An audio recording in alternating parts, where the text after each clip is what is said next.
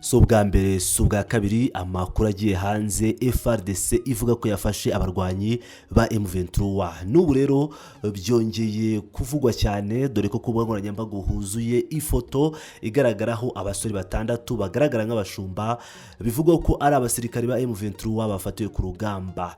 Ibi rero ni byakomeje kugenda bisakazwa n'abarimo Daniel Micombero akaba ari umunyamakuru ubogamiye ku ruhande rwa leta y'Kinshasa ndetse n'abagenzi benshi batandukanye bakomeje kugenda basakaza aya mafoto gusa ni ifoto imwe igaragara yafashwe.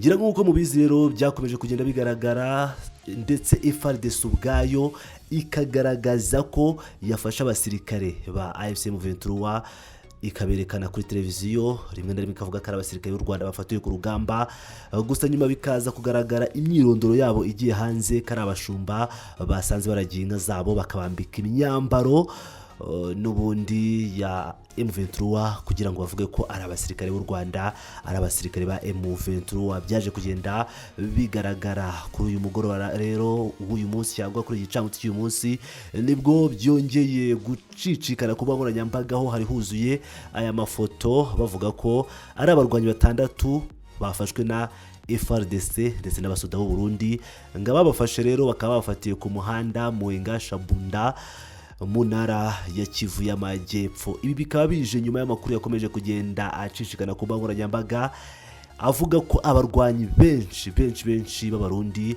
bamaze kwinjira ku butaka bwa Repubulika Iharanira Demokarasi ya Kongo ndetse n'imbonerakure zikaba zikomeje kugenda zinjira ku butaka bwa Repubulika ya Demokarasi ya Kongo aho bari kwerekeza mu bice bitandukanye birimo na Minembwe hakomeje kwicwa abanyamurenge bazira uko bavutse nk'uko byakomeje kugenda bigaragara yaba SOS Media ikinyamakuru cy'u Burundi ndetse n'ibindi bitangazamakuru bitandukanye byandikirwa mu Rwanda yaba byandikirwa muri Kongo bikaba byagarutse kuri iyi nkuru ngamakamyo menshi atwaye ingabo z'u Burundi n'ibikoresho aherutse kugaragara muri centre ya Kaburanwa bari Kaburantwa mu yahoze ari intara ya Cibitoke akomereza mu ntara ya Kivu y'Amajyepfo mu burasirazuba bwa Repubulika Iharanira Demokarasi ya Kongo. Abaturage bo muri Kaburanwa muri zone Buganda basobanura ko mu mpera z'icyumweru gishize babonye byibura amakamyo 30 atwaye ingabo z'u Burundi n'urubyiruko rw'imbonerakure rushamikiye ku ishyaka CNDD FDD yambuka ikiraro cyaho kiri kuvugururwa na sosiyete y'Abashinwa. Imbonerakure zoherejwe muri Kongo zatojwe n'abarimo abo mu mutwe w'inyeshyamba w'Abanyarwanda n'ingabo z'u Burundi. Abakurikiranira hafi ibibera mu Burundi bahamya ko mu bazitoje harimo umutwe w'iterabwoba wa FDLR washinzwe n'abagize uruhare muri jenoside yakorewe abatutsi mu 1994. Icyerekezo cy'abasirikare ni ibice by'imisozi miremire n'imigufi nka Minembwe bisanzwe bikoreramo bagenzi babo bifatanya n'ingabo za leta Fardc, FDL na Wazalendo mu kugaba ibitero ku banyamurenge no mu rugamba bahanganye muri mitwe irimo MRDP twirwaneho. Umuyobozi w'ihuriro AFC M23 Colonel Nanga tariki ya 2 Nzeri yabwiye abanyamakuru ko mu misozi yo muri Kivu y'Amajyepfo hoherejwe ingabo z'u Burundi, imbonerakure FDL na Wazalendo birenga 12,000 kugira ngo byitegure ibitero simusiga. Umunyapolitike Moise Nyarugabo nawe wabaye umudepite muri Kongo yasobanuye ko ingabo z'u Burundi ziri muri iyi misozi zirenga 10,000. Ati hari ibigo byabo bamaze gucukura indaki aho barwana sinzi uwo bategereje kurwana nawe.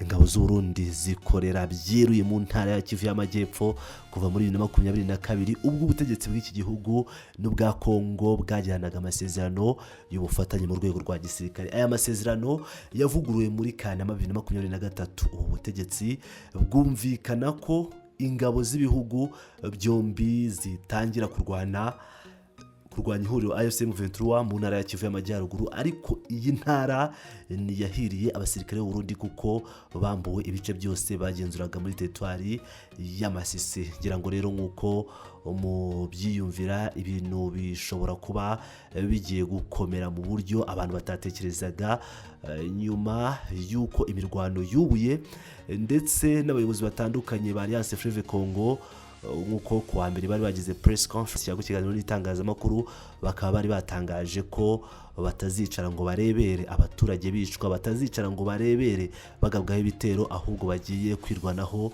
bya kinyamwuga kandi bagasubiza umwanzi aho yaturutse. Bikomeje rero kuba ikibazo gikomeye cyane, aho imyiteguro ku mpande zombi irangajwe imbere cyangwa ikomeje, dutegereje kumenya ngo ese bizarangira bite. Usibye ibi kandi amakuru ahari nuko Samia Suluhu Hassan wa Tanzania nawe yohereje intumwa idasanzwe muri Kongo. Byo bimeze bite? Ni kuri wa kabiri tariki ya 2 Nzeri 2025 Perezida wa Repubulika ya Demokarasi ya Kongo Felix Antoine Tshisekedi Chilombo yakiriye Minisitiri w'Ububanyi n'Amahanga wa Tanzania waruzanye ubutumwa bwihariye bwa mugenzi we Perezida Samia Suluhu Hassan. Mahmoud Tabitom Kombo, intumwa idasanzwe iturutse muri Tanzania, yasobanuye ko izaniye Perezida wa Kongo Felix Tshisekedi wa Repubulika ya Demokarasi ya Kongo ubutumwa bwa mugenzi we wa Tanzania Suluhu Hassan. Yavuze ko Perezida wa Tanzania Hassan Suluhu aha agaciro gakomeye umutekano no kwinjizwa kwa Kongo mu muryango w'akarere ka Afurika y'Uburasirazuba nk'inkingi y'iterambere n'ubufatanye mu karere k'ibiyaga bigari. Ibiganiro ku mpande zombi byagaragaje ubushake bwo gushimangira ubufatanye hagati y'ibihugu byombi mu rwego rwa politiki, ubukungu ndetse no mu bucuruzi.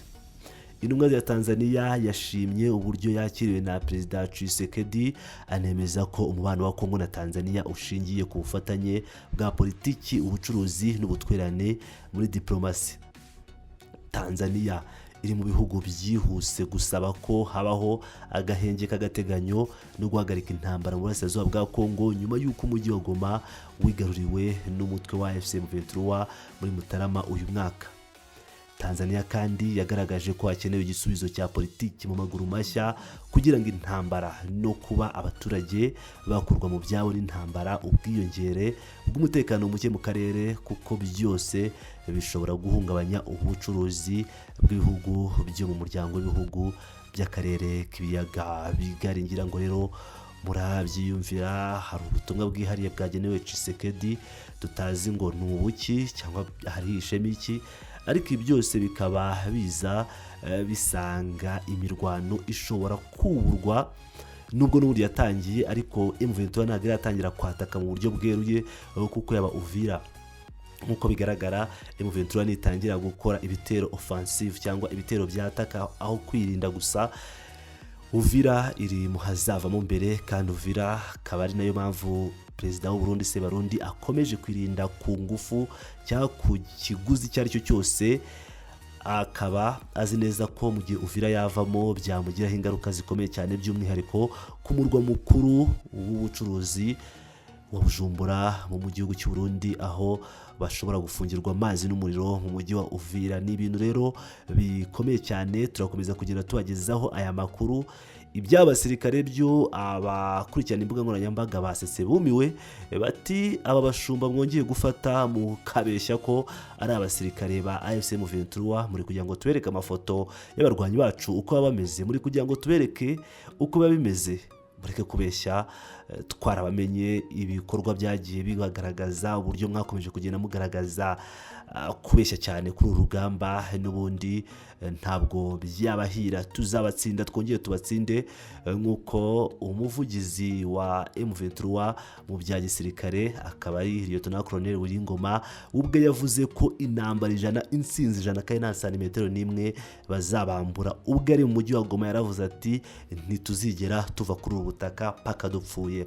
Bizarangira bite rero? Reka dutegereze uko ibintu bimeze. Ni Pilot News TV, ndabakunda cyane.